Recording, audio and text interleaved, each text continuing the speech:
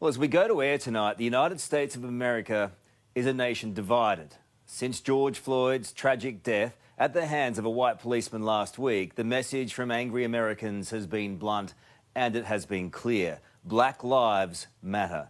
From the streets of Minneapolis, where George lived and died, to the wealthy suburbs of Los Angeles, where ugly riots and looting have sadly been the norm. Even the capital, Washington, is under siege as protesters gathered outside the White House demanding justice. Let's begin our coverage in Atlanta. Kevin Miles is from the National Association for the Advancement of Coloured People, and I spoke to him a short time ago. Kevin, thank you so much for your time. I lived in America. I love America, but I can't fathom how it's turned so ugly so quickly. And actually, unfortunately, I would even have to challenge that, because the issues that have undergirded this crisis, the issues that brought us to this moment, are actually a part of American society and have been from its very founding. It is only now that, these things are coming to the surface in a way that has built up enough momentum where perhaps we may see some long-term systemic change. You have a very peaceful protest, but the looters and the thugs are making more noise than that right now. I would say that, all across the country, there is a need or a part of people that cries out for justice, and it leads people to want to go out and participate in a series of peaceful protests. Now, some of these protests have turned a bit more violent. However, I don't want to spend the time to really judge how people process their pain or how people process their anger. I think what's more important is that we focus on the fact that these long-term systemic issues have made people feel so helpless and so desperate that even in the midst of a national or a global pandemic, people still feel that it is in their best interest to go out to the streets and to protest peacefully, we hope, but there have been occasions where that has not been the case. But rather than judge those who have processed their pain a little bit differently, in ways that perhaps I would rather that they didn't.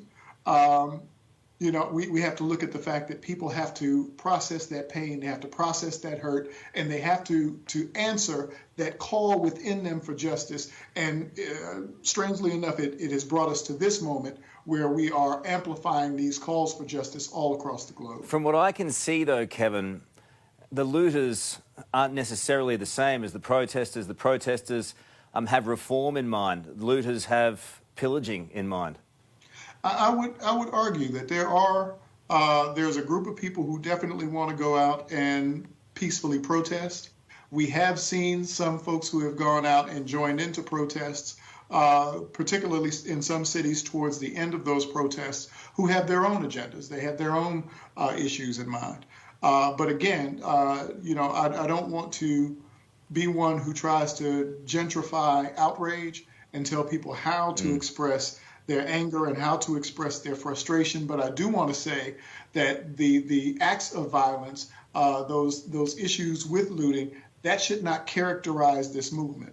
This is a movement that is brought about because a group of police officers knelt on the neck of a man, and one officer in particular held his knee on the neck of George Floyd for 8 minutes, and 3 minutes after he had already become non-responsive. And this happened on the heels of Breonna Taylor, who was murdered inside of her home when she had done absolutely nothing wrong, by officers who served a no-knock warrant, where they broke in the door without announcing who they were or why they were there. They ended up going to the wrong house and killing an innocent woman while she was in her bedroom.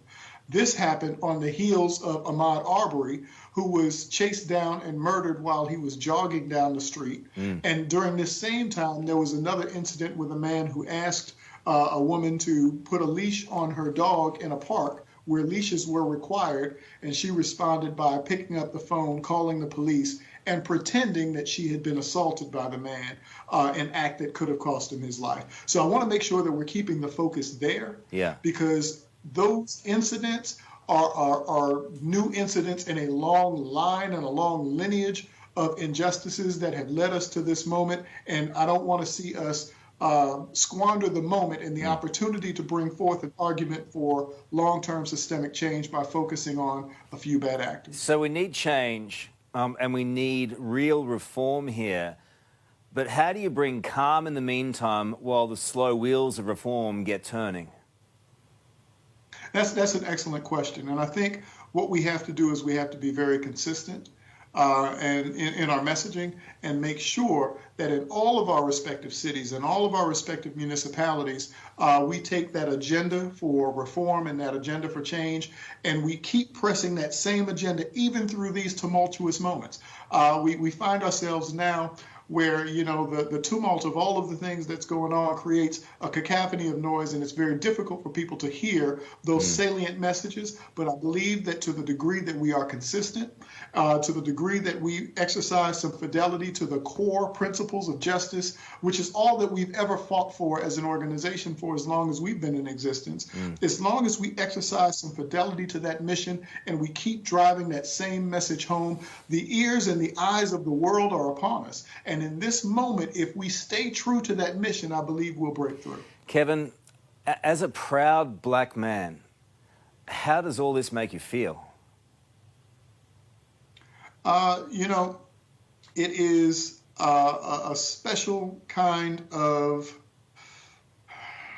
it is a special kind of pain to realize that, you know, as a father of a young black man, that his life could be so easily taken, and that we cannot necessarily depend on the justice system to stand up and be just on our behalf. But that same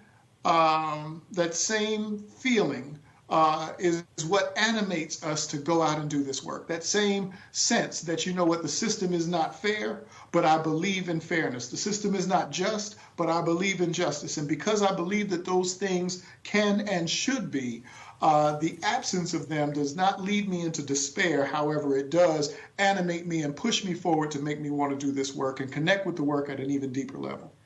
I really appreciate your time this evening. Thank you. Thank you so much for having me.